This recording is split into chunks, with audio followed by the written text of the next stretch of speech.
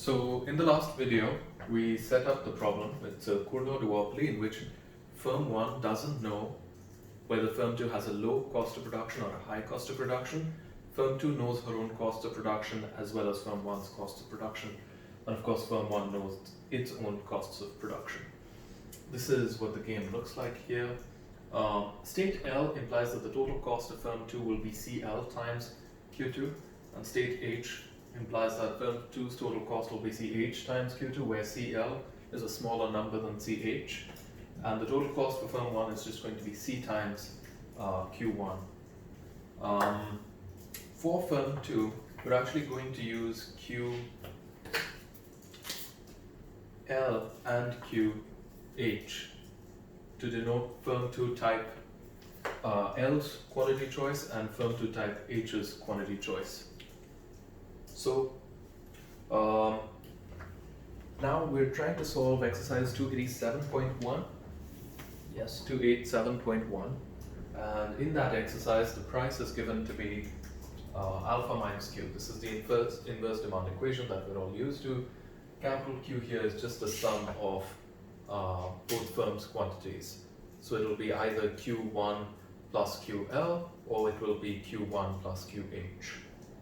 And so what this means is that firm 1's expected profit will be dependent upon Q1, QL, as well as QH. With the probability theta within state L, where firm 1's profit depends only on Q1 and QL, and with the probability 1 minus theta within state H, where firm 1's profit depends only on Q1 and QH. So if we just expand this, firm 1's profit, when it depends only on Q1 and QL, looks like this. And firm 1's profit, when it depends only on Q1 and QH, looks like this. Oh, I'm missing the Q1 here. Right, because this is price, this is Q1, so that's total revenue, minus C times Q1, which is firm 1's total cost. This is the price here, times Q1 gives us total revenue, minus total cost. If we expand it, we get, so theta plus 1 minus theta equals 1. So this alpha times Q1 will just be out here. We can get rid of the theta there. Same thing with the Q1 here, because it appears in both of these parts of the equations. The fraction theta and 1 minus theta just add up and you get 1. So we're able to extract this alpha minus Q1 times Q1 from that equation. Same thing holds for C times Qi, because it appears in both parts of this equation with a weight of theta here and 1 minus theta here. Just add both of them up, and 1 minus theta plus theta is equal to 1.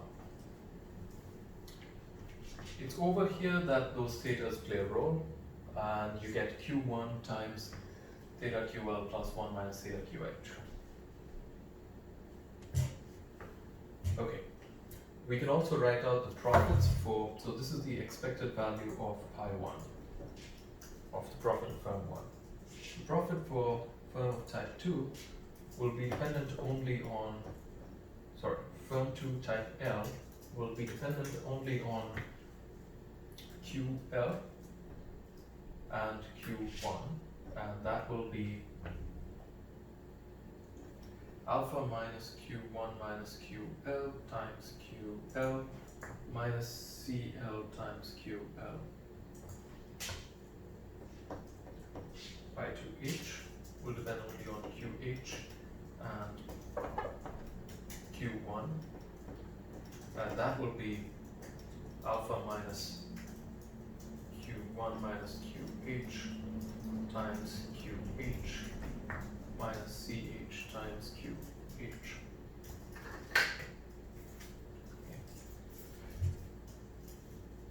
You can pause this if you want to take a better look at the equations. I'm going to start erasing the equations up here.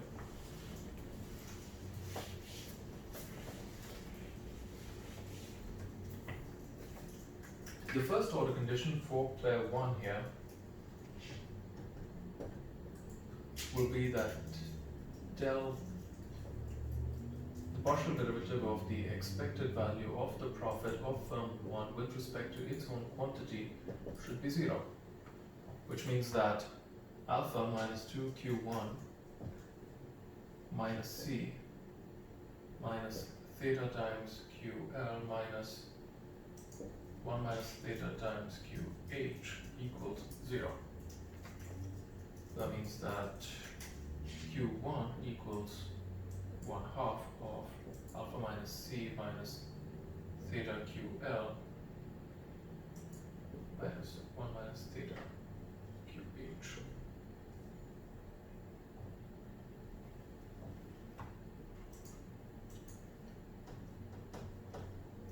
The first order condition for firm 2 type L will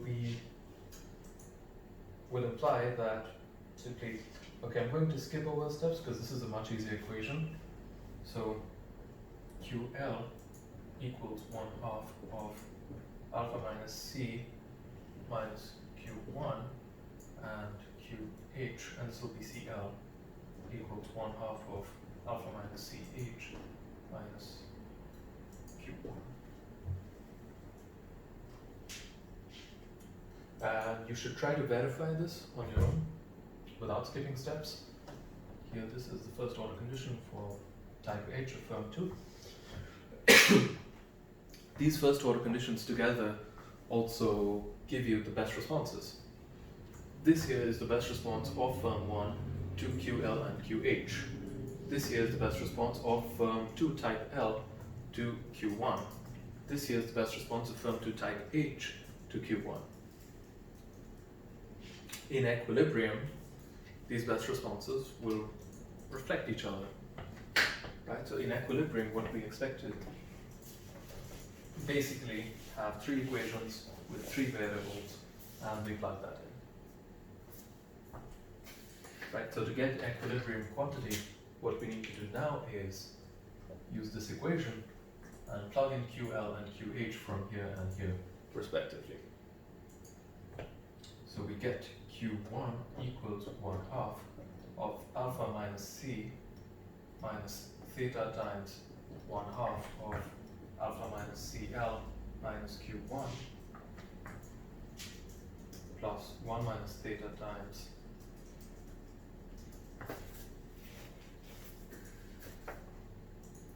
one half of alpha minus CH minus Q1. This here now is one equation with one variable, and so we can solve this to get Q1 star equals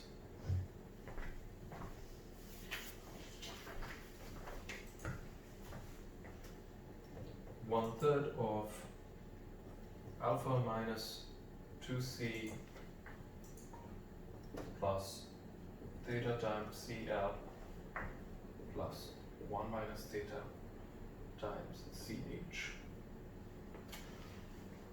Okay, and again, if this is not clear, you should try to solve the algebra yourself.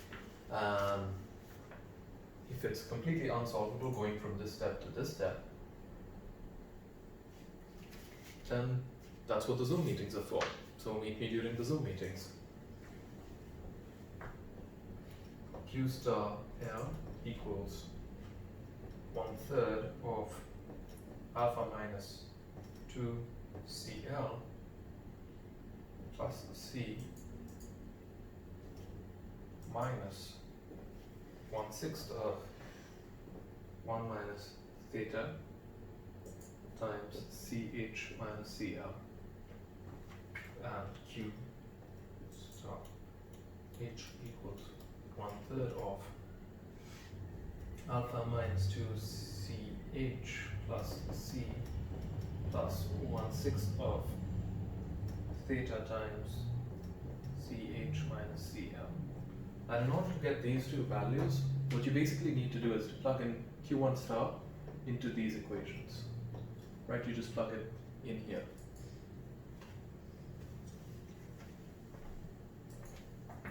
And once you have these quantities, what you can also get is price. Price is just going to be, it's going to be different in both states of the world, right? In this state, the price will be P equals Q1, sorry, alpha minus Q1 minus QL, and here P equals alpha minus Q1 minus QH.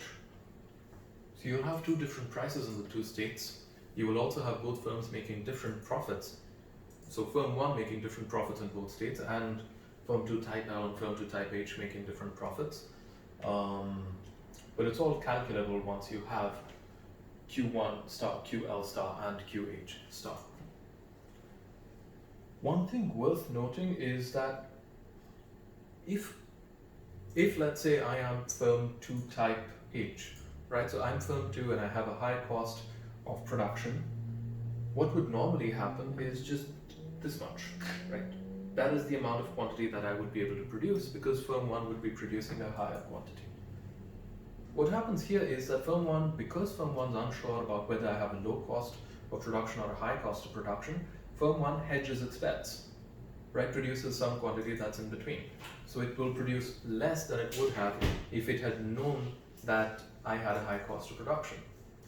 And because firm 1 is producing less, I, as firm 2 with a high cost of production, get to produce more. So that uncertainty is particularly useful for me. If I were firm 2 with a low cost of production, the opposite holds. I then am hurt by the fact that firm 1 thinks that there's some chance I have a high cost of production because I end up producing a lower amount and therefore I sell less and make a lower profit. Okay, so I will see you in the next video.